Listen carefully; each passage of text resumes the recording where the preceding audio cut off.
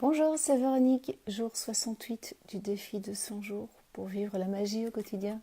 C'est vendredi, je suis heureuse de vous retrouver. Le thème d'aujourd'hui me tient particulièrement à cœur, c'est communiquer avec les enfants. Alors, vous savez peut-être, moi j'en ai 4. Bon, c'est déjà des grands puisque la plus petite a 13 ans, la grande en a bientôt 18, donc ce n'est plus tout à fait des enfants, ce qui rend le rapport intéressant.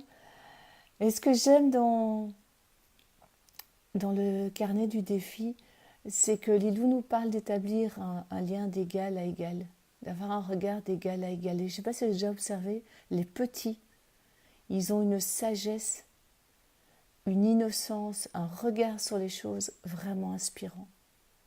Ça vaut vraiment, vraiment la peine, effectivement, de plonger notre regard dans le leur pour se mettre à hauteur. Il y a une de mes filles, comme ça, parfois elle me regarde, et déjà toute petite, elle me regardait, et je me disais, mais waouh, qu'est-ce que tu sens, qu'est-ce que tu vois au fond de moi, et elle continue à m'interpeller avec son regard, ouais, c'est très fort ce que je vis avec elle quand je plonge mon regard dans le sien, ou quand elle plonge le sien dans le mien. Je peux vous dire que ça remue à l'intérieur, donc ça va être pour moi aujourd'hui et puis toute la semaine, puisqu'elles arrivent tout à l'heure pour passer toute la semaine avec moi, c'est de vraiment soigner le lien entre elles et moi.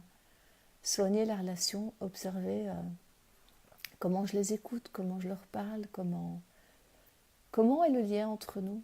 Il est très très chouette, mais enfin on passe quand même par des moments tendus. Et puis ce que Lilou dit ici, qui est venu éclairer la carte que j'ai tirée, c'est: contempler un enfant, c'est regarder notre propre enfance, et parfois il est délicat de considérer nos propres blessures d'enfance.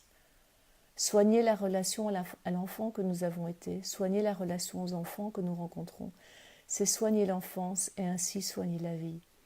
Je sens une grosse émotion qui monte parce que quand je préparais le direct, j'ai tiré une carte et je pensais d'abord aller à la recherche de Red Chestnut ou Chicory qui parle du lien à l'enfant, du lien à la mère, d'amour inconditionnel. Et puis j'ai laissé la vie m'emmener et c'est elle qui est venue.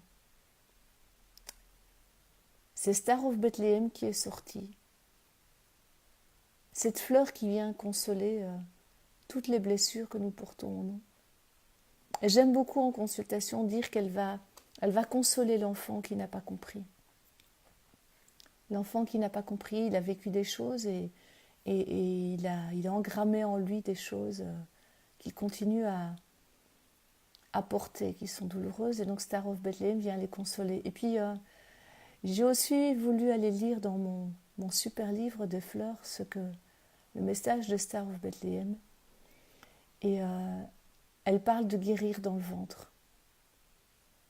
Et j'ai été un bébé hurleur. J'avais très très très très mal au ventre. Enfant, mes parents ne savaient pas quoi faire tellement j'avais mal au ventre.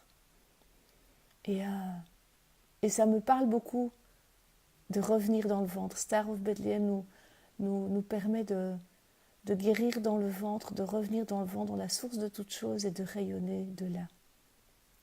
Et ça me parle bien. Ça me parle bien, cette fleur dans le ventre qui vient apaiser. Je me souviens, il y a quelques années, il y a 3 ans, quand j'ai fait un stage... non, il y a 2 ans et demi, quand j'ai fait le stage de Luc Bodin sur les soins énergétiques, j'ai fait un soin avec j'ai travaillé en binôme avec une personne qui, à un moment, on devait mettre les mains, aller à la rencontre de l'enfant au niveau du ventre, et elle me dit, il y a une fleur blanche. Alors sur le moment, moi j'ai fait le lien avec mon premier mandala, celui qui est là. Coucou Laetitia. Mon premier mandala qui a du blanc à l'intérieur. Et je me dis, c'est ça la fleur blanche. Et puis en fait, non. C'était elle. C'était elle, la fleur blanche.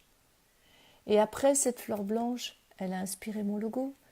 Elle a inspiré le dessin sur mon tambour, qui est une émanation de mon logo. Donc voilà, oui, cette fleur blanche, vraiment, c'est elle qui, en tout cas moi, est venue guérir et continue à guérir tout ce que l'enfant en moi n'a pas compris. Et ouais, je pense elle vient aussi apaiser au niveau de mes filles. Donc voilà, je sais pas dans, je pars un peu dans tous les sens, mais voilà. Donc revenir à l'enfant qu'on a été, observer comment nous communiquons avec les enfants, qu'ils soient les nôtres ou les autres.